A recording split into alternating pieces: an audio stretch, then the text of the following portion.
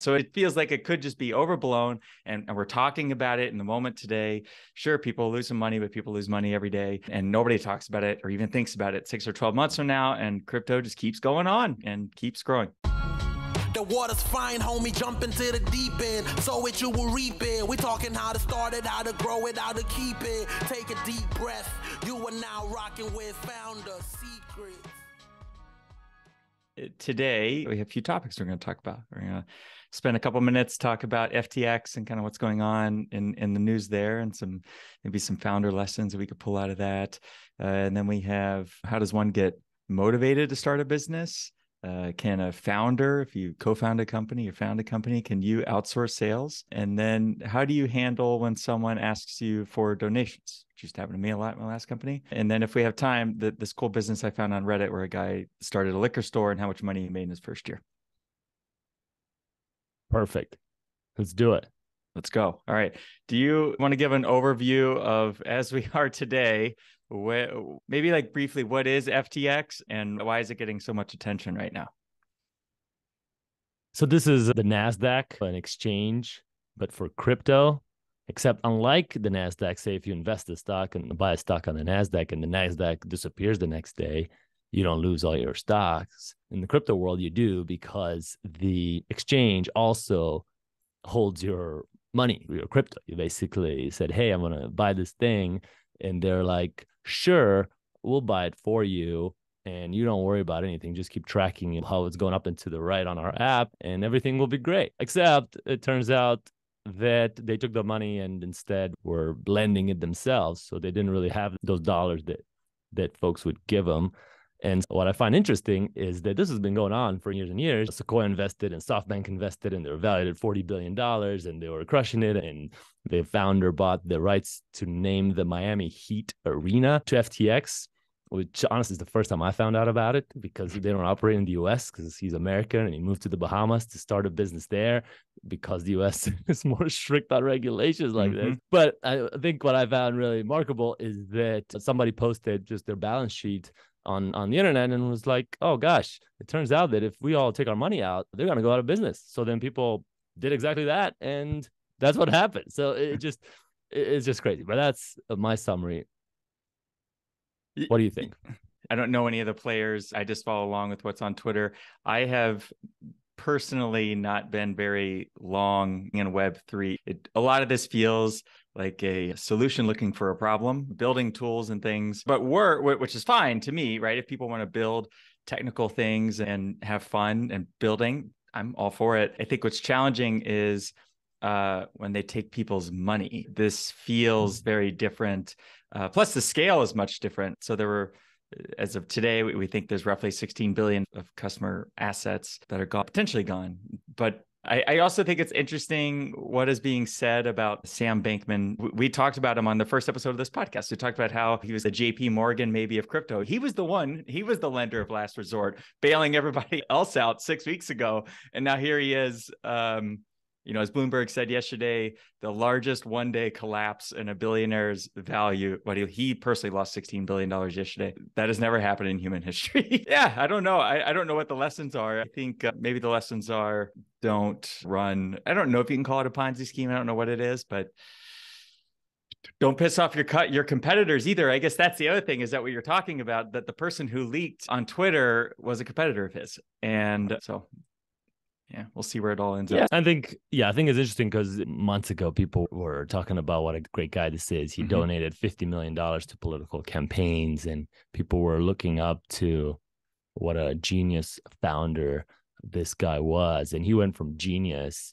to incompetent / fraudulent in a matter of 24 hours. And I think there's an element of people just love to love and love to hate founders. And once things blow up, people just love to pile on and be like, look at this guy, let's make him an example. And I think that's a lesson for founders, honestly, to keep their roller coaster a little more even keeled, because the reactions to their businesses, hey, it won't be probably FTX, but there will be wild swings like that when people think you are just the best things in sliced bread, and then the same people will turn around and think you're the worst thing ever. And I think navigating those highs and lows without either becoming a maniac or depressed is key. Especially the ego part of it. Not to pick on him. A lot of people do this. You look at some of the public appearances and some of the things that were said, it feels like there was a lot of ego involved. And it's fun to feel like that we're doing things that can change the world, or doing things that are very exciting. And especially when there's investors involved and there are employees, and you want to recruit people, and you want almost see you as a visionary, or as you're leading a movement or change in the way that money works. I could see how that kind of gets away. To wrap up this topic, a lot of people are talking about how this is the end of crypto. I was talking to 2 people in the space, and everybody's pulling their money out and it's all going down. Coins at 16,800. 6 months from now, are we above or below 17,000? All right, you go first. I'll go above. I'm going to go above too. Thought you were gonna go below. Take contrary. I'll go below. Okay. I actually think there's a possibility it goes to 9, goes even much lower. Either $9 or $9,000. 900 or 9,000. I could believe all of them. I don't actually believe $9, but yeah. All right. One last thing is that I think what's interesting about stuff like this is that, to your point around how he went from hero to getting a laughing stock in 24 hours, it feels like that we just have these wild emotional swings when this stuff happens, not just about crypto, but about a lot of things, but especially in crypto. And I wonder if Mt. Gox was also a huge deal when it happened. Nobody talks about it today. Like, it very well could be that a year from now, nobody talks about it, nobody thinks about it, the world just goes on, and crypto also keeps going on. So it feels like it could just be overblown, and we're talking about it in the moment today.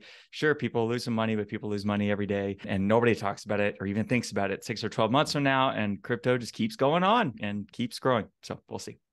100%. So next up, Twitter. What happened there? Why don't you give the overview of setting up what you want to talk about? I don't know if anybody knows what's going on there. I'm personally a big Elon Musk fanboy. I have been for a long time, and it seems that who knows. I guess what's interesting is that I'm a Twitter user. I like Twitter as a product. In my opinion, it has never been funnier than it is right now. It is hilarious. If you go on Twitter right now, everything's hilarious. Now, it's like the end of the world hilarious. So everything's collapsing and everything's on fire. And you're like, I guess you just have to laugh, but it is pretty damn funny being on there. I don't know if you spent much time on there recently, but it's good. But I guess from a business perspective, Musk bought it. Since then, a lot of people have left. I guess most of their C-suite has quit at this point, which is interesting. But some of the things he says makes you kind of question. He basically said that there's a chance we could go bankrupt. He said that yesterday to the team. It's confusing.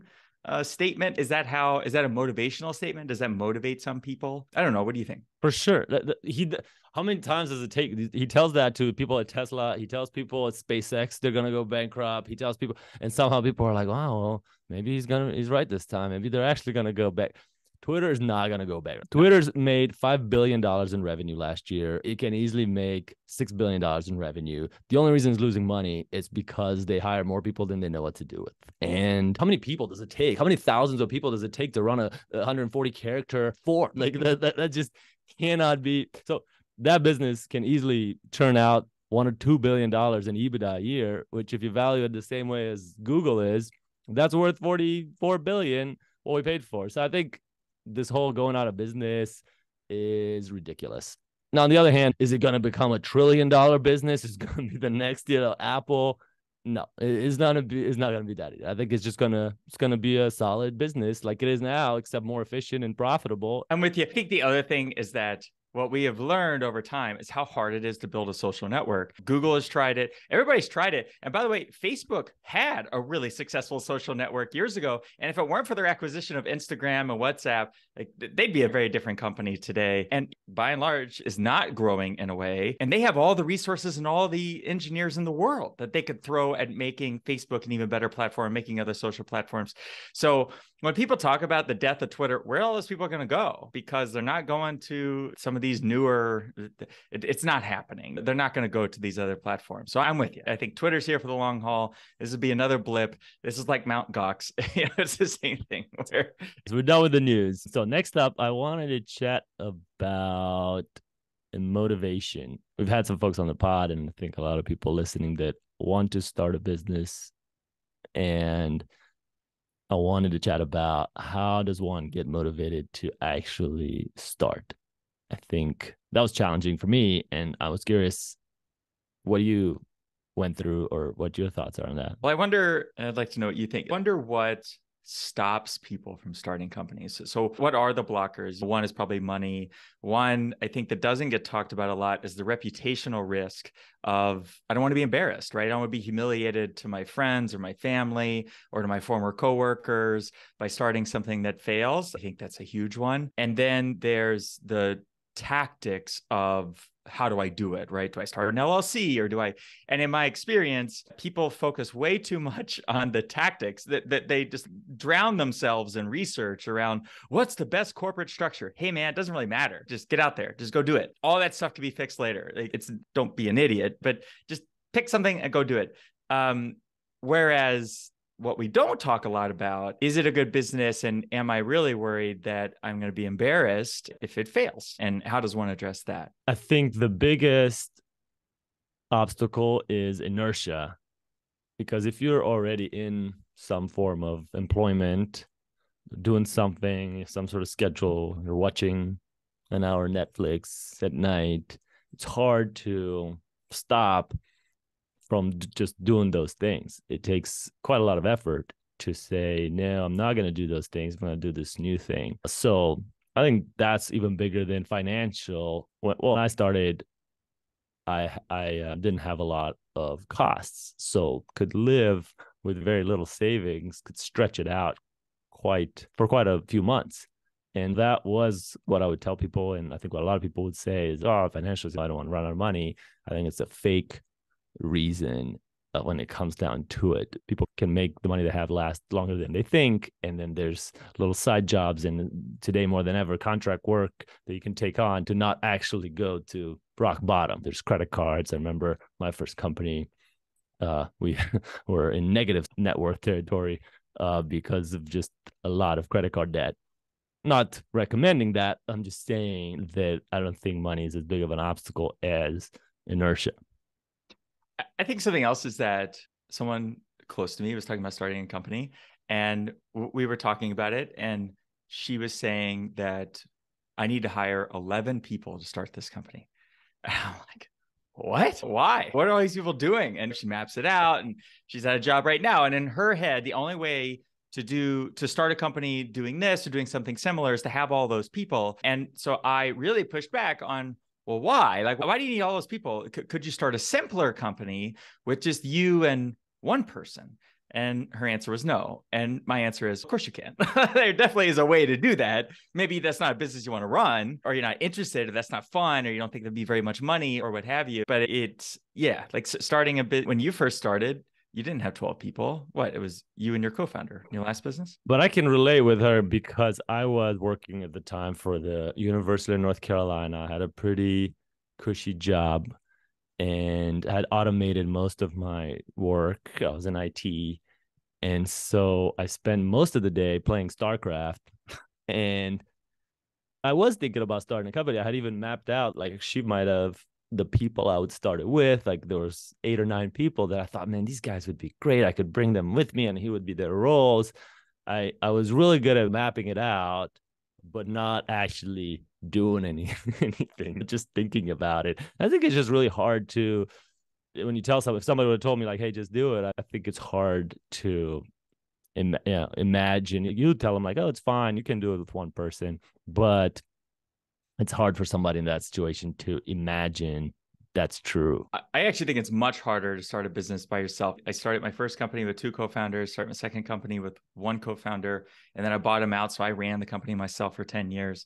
And then this company, I have 2 co-founders. And it is, in my opinion, it is so much better to run a business with other people because it's more fun to talk about it. Also, it's when things go really poorly, which they do in everything, during those times, it's nice to be able to lean on somebody who's not your spouse or your friend or somebody who's in it with you. And similarly, when things go really well, at some point, your spouse or your friends, they're going to stop. They don't want to hear all the news about things going up and down. So it's nice to be able to partner which is a whole different topic. But partnering, I'm like very big on, even though partnerships haven't been all that great to me in the past. How'd you find your partner? Keith and I own a majority of the business. We co-founded it together, and then we brought on a third co-founder when we raised some money early on. I found Keith through a former client of mine. Basically, the short version is I had an agency for 12 years. I sold it in 2018. And then and I had moved to New York within the last couple of years of that. And one of my clients in my former business lives up here. And she said, "Hey, my neighbor just sold his company. You should meet that guy." And it's one of those things where those you are say, usually a waste of time. It's usually a waste of time, complete waste of time. And I said, "Oh, what kind of business?" She didn't really know. It's a garbage disposal business.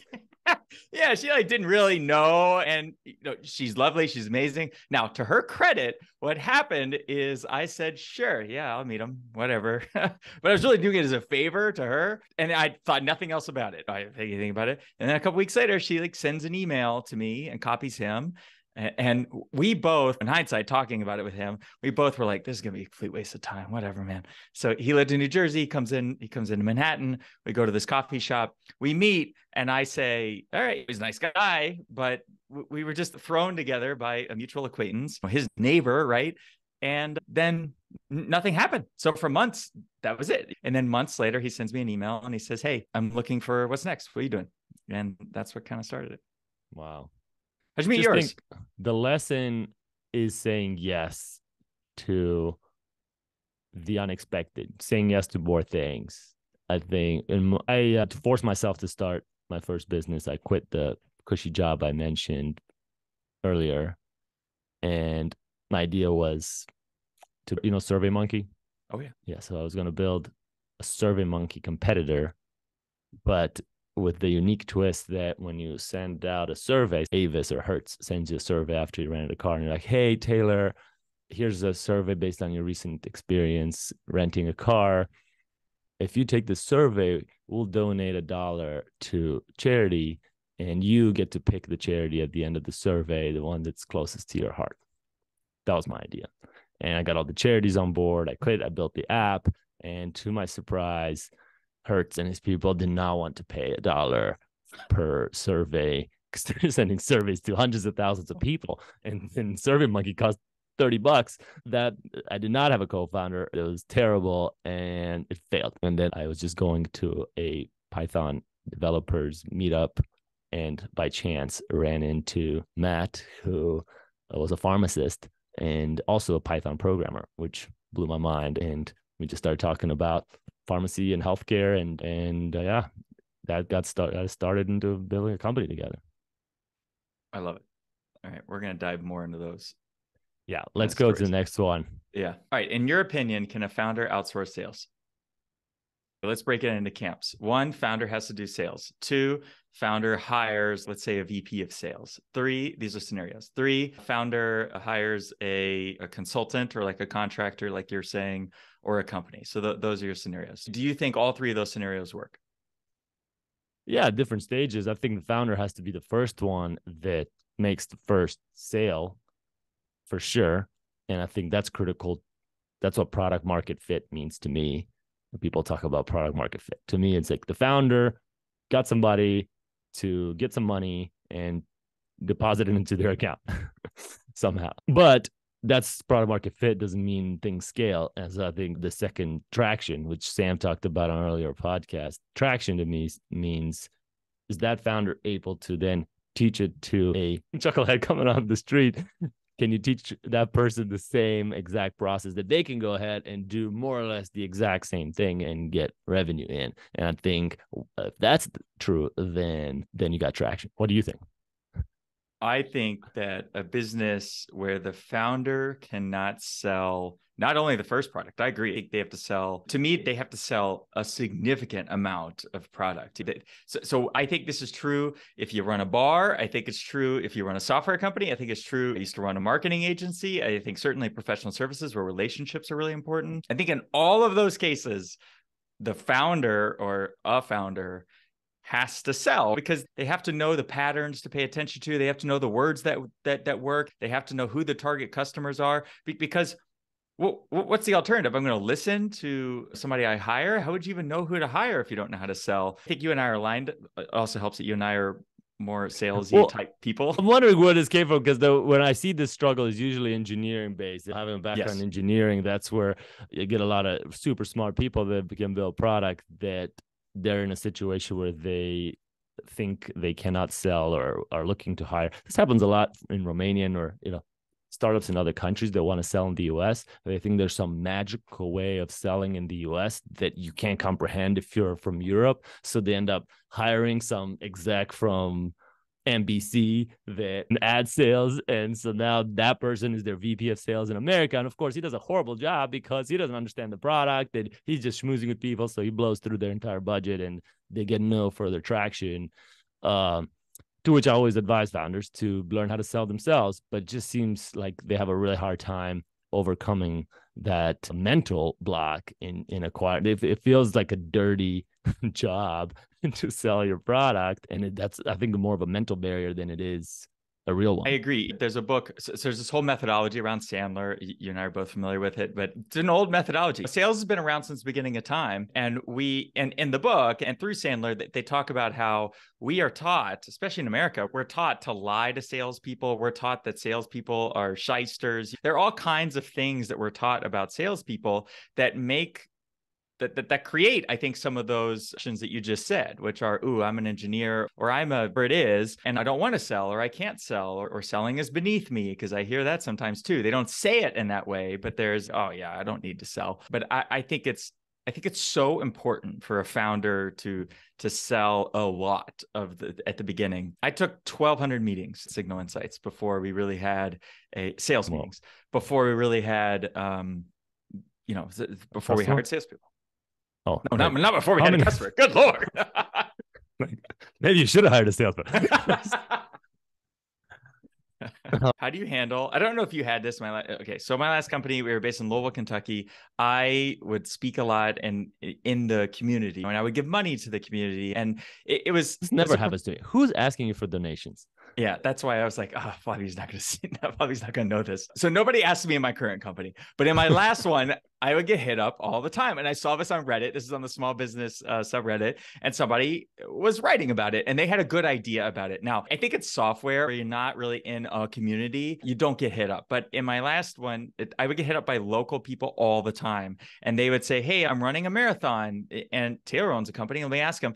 And over time, I found out a few things. One, if I donate once, what that basically means is that they come back to the well over and over again. Now, every time that person runs a marathon, or every time they do a fundraising thing for some other nonprofit they're involved in, I'm like a whale in their head because I gave them $100. So now they just keep coming back. But the other thing is that it feels good to give money. So I had a rule at Blackstone where if you asked me for money, I would give you $50. So that was my internal rule. If you emailed me, and not even if you were a client, but just you were a reasonable person, you were in the community, because I was in Louisville, and it was like, A, is partly giving back from me, but B, I felt like I was building goodwill, right? Like maybe these people would buy from me in the future or what have you. So if you emailed me, I would give you $50. That was the rule. But over time, this kind of became a lot, but it also became like a kind of logistics thing to where I was giving away $50 a lot. So then I said, okay, I'm going to give away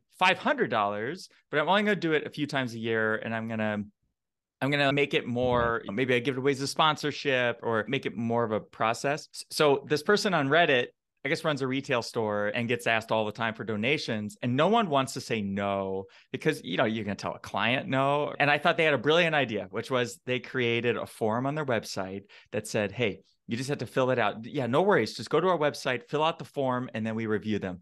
And that one bit of friction, the form just has what's the name, you have to upload probably the W-9 for the nonprofit, like the tax forms and stuff. Nobody does it, but it allows one to say no without saying no. And I thought, I was like, oh, so instead of saying, hey, we're not giving any money away, you're like, yeah, no worries. Just go to the website, fill out the form, and then we'll donate the money.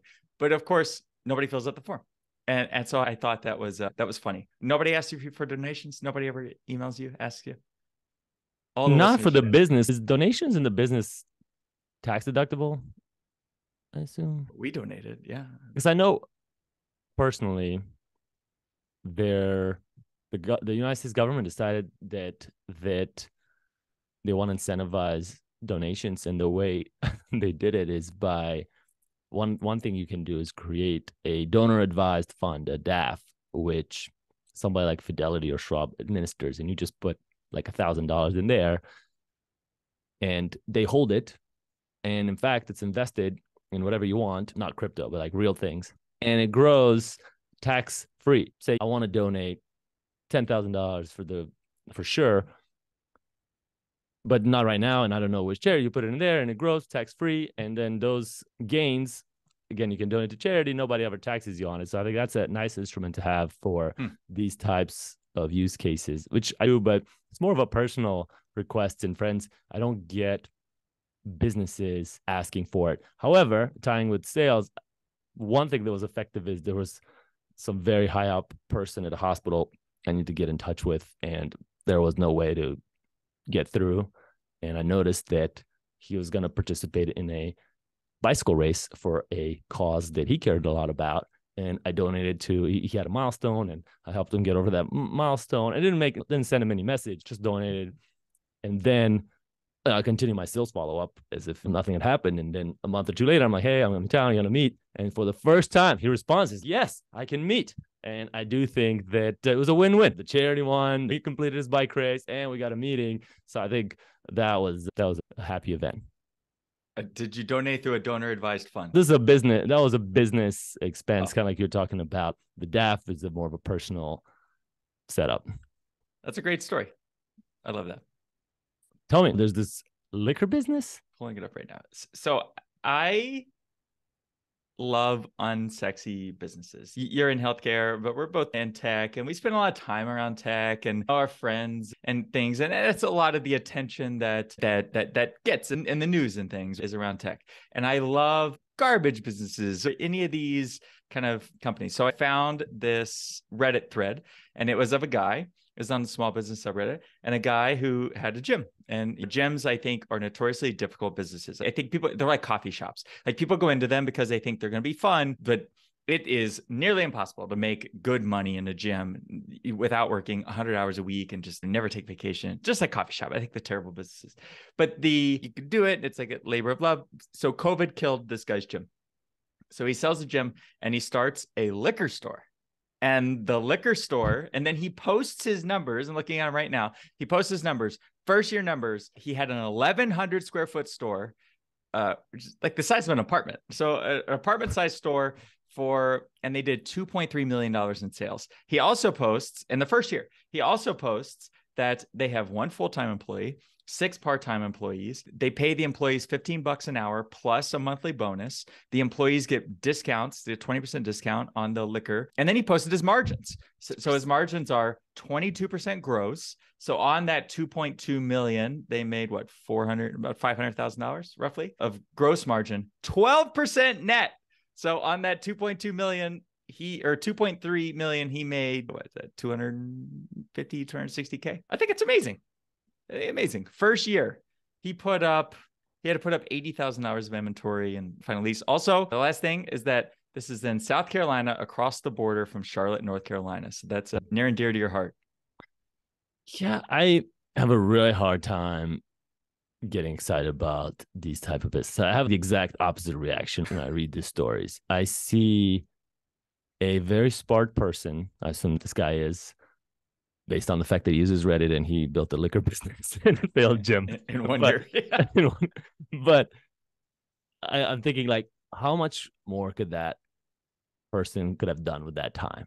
In that maybe there was an opportunity there to build something better, scalable, and better for humanity than a liquor store. And not that liquor stores are bad, but I just think there's potential loss in building small businesses. Now, if it's a labor of love, say a coffee shop, I think a lot of people, they might open, I have a friend who's opening a coffee shop, and he just does it because he loves coffee, loves the art of it. It's a labor of love, and I think that's great. But if it's to actually generate money, look at Starbucks. That's a coffee shop. They're immensely profitable and very successful, and it shows that you can scale that. And maybe this guy can do it with liquor stores. But I think I don't know. I hate small businesses. It's not small businesses as in local like labor of love businesses, but I think if your goal is to create a business and apply yourself to making the world better, or I just think this is the wrong way to go about it. I think we cannot disagree more. I think we need more of these. I think we need more people like this, more guys and gals to start liquor stores. No, but the liquor stores and the coffee shops. Isn't it also license based? Like you have to get a license. $2,500 a year. Somebody got a bribe, or there's like a limited number. This isn't New York City. This is South Carolina. He says the liquor license is $2,500 a year. All right. So you didn't have to bribe anybody. Yeah. Anybody can open it. Can you though? Can you like have 20 liquor stores next to each other? I don't think that is that. I think it's a good question, but I love small businesses like this. My uncle actually owned a liquor store for a long time, and it was an unsuccessful business. So that's why I was so surprised by this. One of the things he puts in here is that it's in an affluent area. I think a lot of liquor stores are in poorer areas, which is where my uncle's was. And it's hard to make money in a poorer area in general, but maybe especially with liquor. You have to worry about theft and guns and just different business. It's another problem I have with people posting their numbers and success like this online. They often either end up being rigged, where they're not actually the real numbers, or why is this person posting? Is it like a boost for them to show the world that they've built a successful business? It's just the whole thing about it smells to me. The guy who's probably actually running a successful liquor business, you never talk. He's just in the community donating to these causes that you were talking about. He's not posting on Reddit about how successful he was. Maybe it was like a COVID year and now he's struggling, but there's more to the story. And I hate when people like post these, look at me, I built a successful business. Woo! It's very fake to me, but we agree to disagree on this. Yeah. I love small businesses. You only love big monopoly, huge, just to flop you with you a $10 billion or fail. Like it's kind of... No, wait, I love small businesses. This is the wrong way to go about it, but we'll just disagree. So much hate for this guy. Like he worked his heart out. He built something of value. I don't even know this guy. So what else? I think it's it. That's all I got. All right, guys. We have a killer interview coming up. So really excited. Next week's going to be awesome. But yeah, we'll see you then. All right. Have a good weekend. Later. Thank you for rocking with the homies. Taylor, Trusty, and Flavio. Seize the day, own it. Until next time. Hold it down, hold it down. Hey.